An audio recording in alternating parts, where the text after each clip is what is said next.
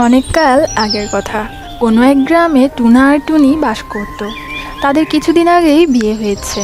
তাদের ভালোবাসা দেখে বাকি পাখিরা অনেক হিংসে করে। অবশ্য এতে টুনাটুনির কিছুই মনে হয় না। তারা তাদের মতোই থাকে। কিছুদিনের মধ্যে তাদের ঘর আলো করে সন্তান আসতে চলেছিল।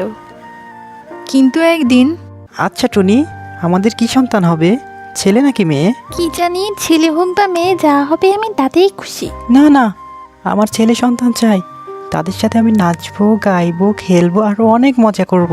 কেন, মেয়ে হলে তাদের সাথে নাচবে, গাইবে, খেলবে, সব কিছু করবে। না না, আমার ছেলে সন্তানই চাই। আমি চাই না আমাদের মেয়ে সন্তান হোক। এটা আবার কেমন কথা গো? এসব তুমি কি বলছো? ছেলে হোক বা মেয়ে, যাই হবে তাই তো আমাদের সন্তান। না টুনি, ছেলে না হয়ে মেয়ে সন্তান হলে আমি মোটেও খুশি হব না। আমি মেয়ে হলে এখান থেকে অনেক দূরে চলে যাব, আর তোমার কাছে আসবো না। আচ্ছা, তোমার এতই যখন যাওয়ার ইচ্ছে তো যাও। এরপর তাদের মধ্যে বেশ কিছুক্ষণ কথা কাটাকাটি হলো। তারপর টুনা রাগ করে সত্যি সেখান থেকে টুনিকে ছেড়ে চলে গেল।